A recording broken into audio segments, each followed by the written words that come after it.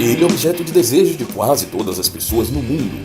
O dinheiro fascina, corrompe, salva, resolve, ajuda, entristece, compra, desmotiva, impulsiona, mas pouca gente sabe como de fato ele é fabricado. Que tal acompanharmos como as cédulas são confeccionadas aqui no Brasil? Não perca! Confira hoje no Diário do Curioso.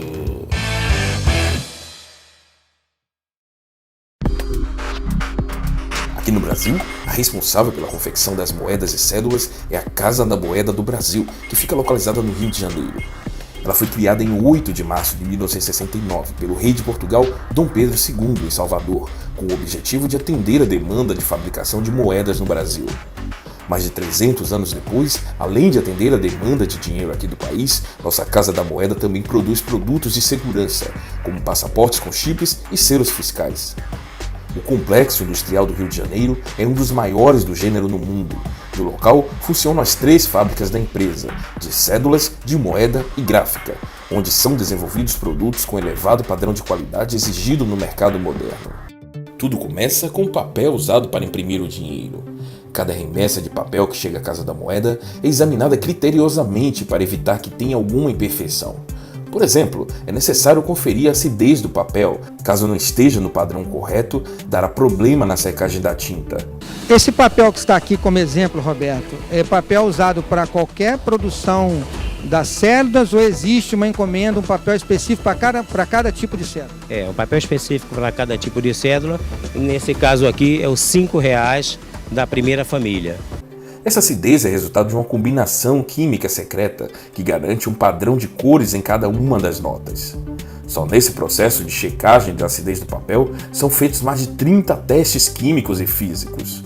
Uma máquina chamada de dupla dobra trabalha dobrando e desdobrando amostras de papel, igual que você costuma fazer com ele no seu bolso. É preciso garantir que a cédula resista por mais tempo. Já as moedas são feitas basicamente de 2 materiais, aço inoxidável e aço de baixo carbono. As de 5 centavos e 25 centavos, que são um pouco mais avermelhadas, também recebem um banho de cobre. Já as de 50 centavos são prateadas por causa do aço inoxidável. Assim como as de R$1, que também possuem um anel dourado que é feito de aço revestido de bronze. Do molde ao cofre, o processo de fabricação de uma moeda é de 12 horas, apesar do coração do processo, a cunhagem, ocorrer num espaço de fração de 12 segundos. Aqui é feita a moeda de R$1 e olha só, ela sai da máquina, rapaz, sai direto aqui quente, viu? A temperatura é quente. E aqui, ó, acaba virando uma espécie de uma banheira, uma piscina cheia de moeda de R$1. Você já viu tanta moeda junto? A cunhagem é um processo em que a moeda recebe a estampa em ambas as faces do disco. Esta transferência é feita a frio e por meio de pressão em equipamentos chamados prensa. A capacidade é de 800 moedas comuns por minuto. É um processo um pouco menos criterioso do que o das cédulas. Para você ter uma ideia, no mundo inteiro existem apenas 4 empresas que fornecem a matéria-prima para fazer o papel virar dinheiro. Aqui no Brasil, há apenas uma fornecedora, a Papel Salto, em Salto, no interior de São Paulo. Cada folha é produzida apenas por encomenda, usando valores específicos do comprador. Depois ela recebe uma numeração e é contabilizada e vigiada. Isso prova que mesmo não tendo números, as folhas já são tratadas como dinheiro. Apesar de todo o segredo na formulação deste papel, é possível saber que ele é o resultado da combinação de 3 lâminas. A do meio é uma pasta de algodão, assim como a matéria-prima das camisetas. E a impressão das figuras, você deve estar se perguntando. Bem, a impressão do real é uma combinação de 17 tintas. São 17 cores sobrepostas, divididas em 3 grupos, cada grupo para um tipo de impressão diferente. As 10 primeiras tintas dão cor ao desenho do fundo, que foi projetado no computador. Outras 6 tintas são usadas para lugares nobres da cédula, aplicadas por meio de calcografia.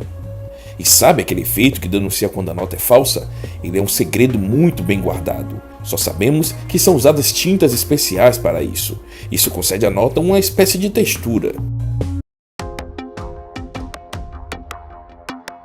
Todo o processo de criação de uma cédula tem por princípio evitar as falsificações e aumentar a vida útil de cada uma delas. E é justamente na qualidade das tintas que está o segredo. Um dos principais inimigos das notas é a luz.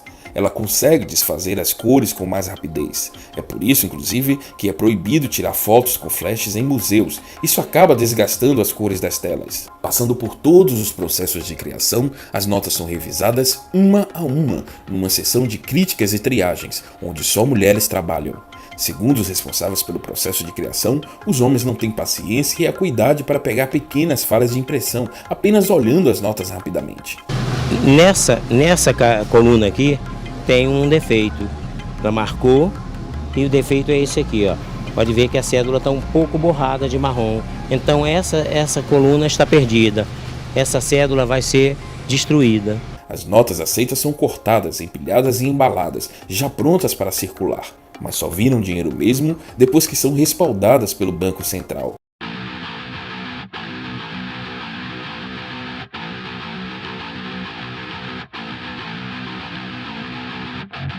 Além de todo esse trabalho para fabricar as notas, um outro dado chama bastante atenção: o tempo de vida útil do nosso dinheiro.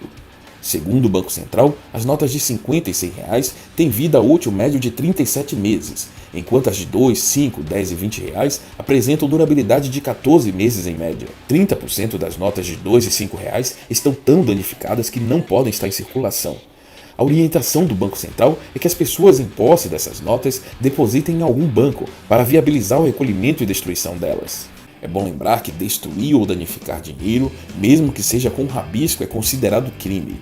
O dinheiro que nós usamos na realidade não é nosso, é considerado patrimônio da União. A pena para quem destrói, inutiliza ou deteriora uma nota é detenção de 6 meses a 3 anos e multa, além da pena correspondente à violência. E agora que você já sabe mais ou menos como a coisa funciona, já pode dar mais valor ao seu suado trabalho. Nos vemos em breve!